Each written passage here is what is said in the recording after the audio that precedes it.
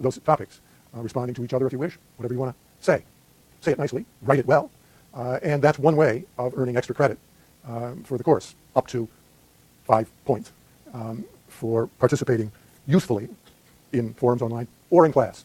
Some of you who don't, too shy to talk in class, don't feel comfortable talking in class, you can still get extra credit by participating in forums. The grade book is on bSpace, where you can check your scores on the various grading events, which I'll go over in a minute. Nobody can see your scores but you. And then there's a resources section, which has several items on it.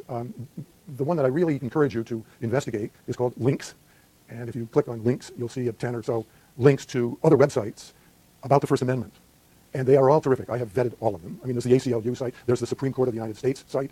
There's OYEZ, O-Y-E-Z.org, which is a comprehensive site about the Supreme Court, going way back in history. All of the decisions of the court are there. They have audio of all of the Supreme Court arguments since the invention of recording equipment. It's a very useful site. And you ought to play around with those links and understand what's there, because if you're not understanding what I have to say in class or from the reading materials, you can get it there. So check out the links. I just put up a link yesterday to a professor, I think he's at Maryland, by the name of Ben Yagoda, to a little essay that he wrote about student writing and about the common mistakes that students make in colleges and universities. He's a great writer, and a lot of fun to read that. I put that up there so that you can sort of use it as a checklist for how well your writing is coming along. I also have my own rules for good writing, which you ought to check out. And I'd have to tell you that this year I'm going to do a couple of things differently from what I've ever done before, and that's because I have become increasingly concerned over the years about the quality of student writing. It's really disturbing to me that so many students can't write a coherent English sentence with a subject and a verb and an object, and write it clearly and say what you mean, and have it properly punctuated and no grammatical mistake. I mean, Cal should not be graduating people who can't write well. So, I don't know how to teach writing. I mean, I've read a lot of writing, I've written a lot of stuff, but I don't know how to teach it. There are people who know how to teach. Ben Yagoda is one of them. But I'm going to make a modest little experiment in this class at trying to get you to write fluidly and well. So we've got a paper coming up right away. And the grade on that paper will be largely based, not just on the content, getting it right, but on how well it's written. And I'll devote part of a class before the paper is due to avoiding common mistakes in writing. I don't know whether that'll be helpful. And then I'm going to add a third element to it, which you probably hate, but let me try it. Indulge me at least this semester.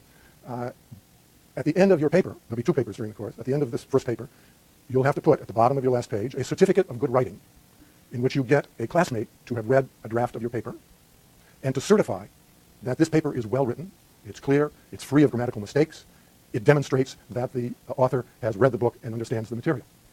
So you've got to finish up your draft in time to get your friend in the class. I don't care who reads the stuff, it can be your best friend, but your best friend's going to sign off that it's well written. Yes. No, it's got to be somebody in this class. And you can double up. Somebody who loves doing it can read 10 papers. I don't care. But you'll have to find somebody. Okay, then grading. Well, let me say about the way the class proceeds. I've listed in the syllabus the reading material that will be covered in each class. We may vary it. We may go faster. We may go slower. May change it if something happens, for example, in the Supreme Court during the spring. The court just 2 weeks ago added the only First Amendment case on its docket for this whole year. It will be argued in the first week of April. Won't be decided until the end of June. But maybe we want to take a look at that. We'll see. I will assume in class that you have read the material for that day ahead of time, before class, so that our discussion can go right to the nub of the issue, and everybody's on the same page with the same nucleus of common knowledge. It's the only lecture, there are no sections, there's no GSI or TAs, it's you and me. I mean, that's what Austin Powers used to say, right? Remember Austin Powers? It's you and me, baby. And that's all there is. So we've got to get your questions answered here in class or through bSpace online, because there won't be any sections or stuff like that. I'll do a review before the midterm. And I encourage you in class to do what you do, that is to raise your hand and ask questions. I will say things that are probably incomprehensible to you. Don't be baffled. Raise your hand, I don't understand that. Or can you clarify this? Or what does that mean? So don't suffer in silence. Get your questions answered here and now. I said we don't have GSIs, and we don't have TAs. I do have readers to help with the grading. They are aces. I've had them for years. They really know their stuff. We're all on the same page about grading. We have a lot of fail-safe mechanisms to make sure that we're consistent. That you won't see them. They don't have office hours. They don't no sections and so on. But they will be helpful to me. Grading. We've got this paper coming up that's going to be due on February 12th, worth 15 points. Midterm is March 12th, worth 25 points. Another paper, I don't know the subject yet, but I'll get to it someday soon. Another paper due on April 16th, that's also 25 points, and the final is worth 35 points. And as I said, you can earn up to 5 extra credit points by useful, in my judgment, participation either in class or on bSpace. And as I said in the syllabus, there's no curve. So everybody can get an A or a C. And many of you will get C's if history is any guide, or worse. It's not an easy course. The reading is not heavy, not a big load of stuff to read. The material should be accessible. It's not mysterious. It's not science. But it requires some considerable mental effort. You can't just read it once and say, okay, now I understand. Read it again. Subtleties, nuances will come up. And in the way of advice on getting a good grade, I recommend that starting today, you set up a study group of 1, 2, 3, 4 other friends in the class and agree to meet every week and discuss that week's material, maybe an hour. And as you discuss it, force yourself to say out loud what this case decided, this FCC case on indecency. What did it decide? And if you force to tell your friends what it is, you will reveal to yourself what you know and what you don't know. And what you don't know, you can look up and say, okay, now we understand what was decided here. The material is inevitably legal. This is not a law school class. I don't teach it in a Socratic method. I don't teach you about the law. These are issues affecting the freedom of speech or the press. And as I say, the decider of the extent to which we have these freedoms is the Supreme Court of the United States. So you can't study what the court is saying about our freedoms without understanding how the courts work to some extent, how they approach these issues, how they deal with precedents set in earlier cases, what the effect of having decided a similar issue in an earlier case is on the case to be decided, and so on. So for those of you who despise lawyers and want nothing to do with the legal system, I am sympathetic. I'm no defender of the faith. I think that lawyers are to a large extent a plague on our society, and a sign of the extent to which we rely on law, lawyers, and courts to resolve everything in this country is pathological. Other countries aren't so lawyered up. So I'm no defender of the faith, but in order to understand our freedoms of speech in the press, you've got to understand something about how the legal system works. I'm told that Cal is going to webcast these lectures and put them on the Cal webcast site. And I think they put them on YouTube as well. Last year they did both. You could find the lectures on Cal webcast, whatever it is, edu, and on YouTube. So if, God forbid, you miss a class because you are deathly ill, you can catch up online by finding that missing lecture. I have to say this is not great television because you don't see anybody. All you get is the audio. I assume being recorded. Are you recording? Soon being recorded now. All you get is the audio and whatever slides I put up. You don't see me, you don't see you. You can't really hear the students' comments or questions or whatever because the audio isn't good enough. This is the only working mic. But at least it's there if you need it. And then the subject of cell phones and laptops. As you'll see here are the rules. You'll see in the syllabus. Cell phones, I know you all have one, and I assume you all have one with you. I haven't heard any ring yet. Thank you very much. I want them turned off, put in your backpack or whatever you carry, out of sight, out of touch, no texting. Can't see it. That's cell phones. Laptops. I'm thoroughly convinced that laptops are unneeded in class. And worse, they have a downside. They are a distraction. They're a distraction to you who use them because of the strong temptation to catch up on something on Facebook or look up something on the web or work on some other course or try your email.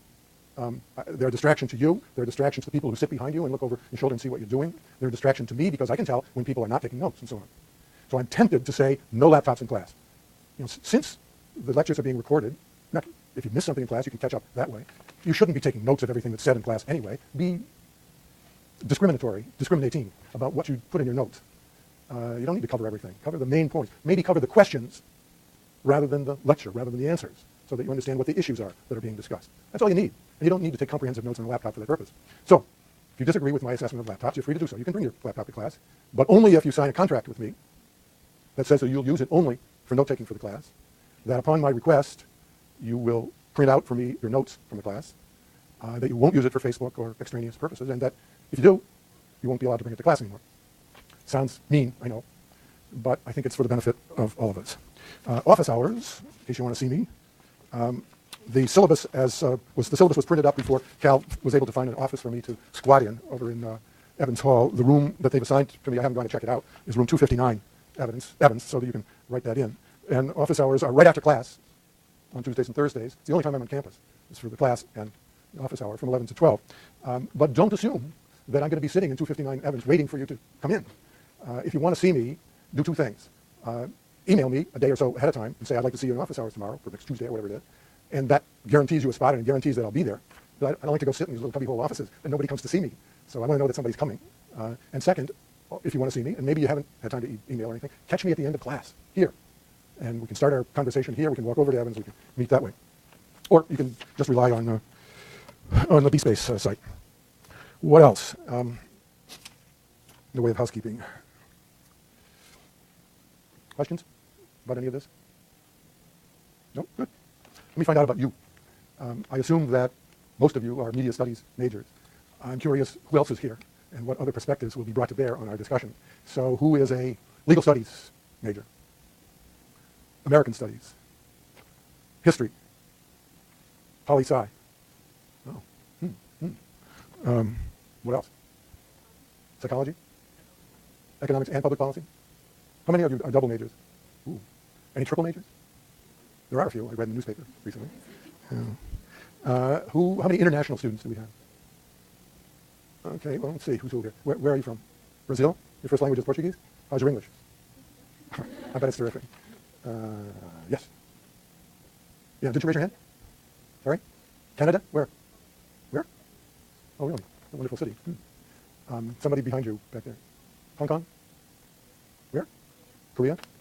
And who have we missed here? Yeah. Korea, but you grew up there? Huh. Wow, this is going to be interesting, yeah.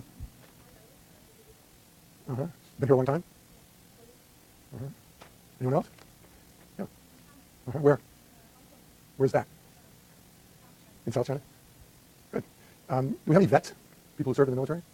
Yeah? You served in Iraq or Afghanistan? Either? Yes? Where? Iraq? Thank you for that. And where'd you serve? Not the First World War. I served in the First World War. Student athletes? Couple? Backbenchers, of course. What's the sport? What's the sport? Huh? Both? Uh-huh. Track? Sprints or what? Uh-huh. Fast. That's it? No golfers? Okay. How many of you are on Facebook? Not at the moment. No. These days, how many of you have a Facebook page? Oh, put it the other way. How many of you do not have a Facebook page? Really? And it's not MySpace, right? I mean, MySpace is so last century. Huh. I want to find out about your primary source of news about the world, how you find out what's going on around the world. And the options that occur to me are you read newspapers on paper, you watch television, broadcast or cable, you listen to the radio, you read news magazines, you consult the internet. So how many of you have as your primary source of news reading a newspaper on paper? Nobody, right? Is this generational or what? I mean, I read a minimum of 2 newspapers on paper every single day. And that's my primary source. Okay, so you don't get it from newspapers. How many get your news primarily from television? 1, 2. Well, what is it on television? What do you watch to get your information? The Sacramento local news? Uh-huh. And who's the other TV person back there? In Oakland? That's KTVU? Yeah. Okay, how about radio as your primary source of news? What do you listen to? NPR? Anybody else on the radio? I know what's coming here. News magazines? Your primary source of news? Yeah. You read Time magazine? Wow. Newsweek you can't read anymore. They're not in print anymore, only online as of last week. Okay, the internet. How many get your news primarily from the internet? All right, figures. Is there some other source than those that I mentioned? What? Twitter? Well, you call that the internet. No? We'll call it the internet. That's my next question, though. Of those who get your news from the internet, how many get it primarily on Twitter? 1. No. Not primarily. Yeah? Really? And how many, say, from a newspaper website? Mm-hmm. How many, say, from CNN's website? Al Jazeera? A blog? Somebody's blog? Primarily your source of news? Yeah? Which one? Mm-hmm. YouTube? As your primary source of news? No? Who hasn't raised their hand here? Be curious whether there's some source of information that I'm missing. Yeah. Reddit? Yeah. Really? I looked at Reddit a couple days ago, and it didn't appeal to me. It didn't look like, I mean, it looked like your generation, but it didn't seem to give me in any systematic way a sense of what the news of the day is.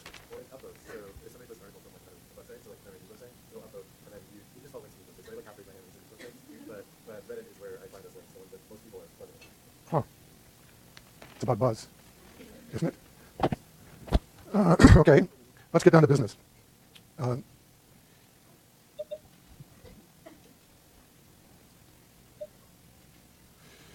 a couple of principles, a couple of basic principles that I want to get across today that you can take away today and remember.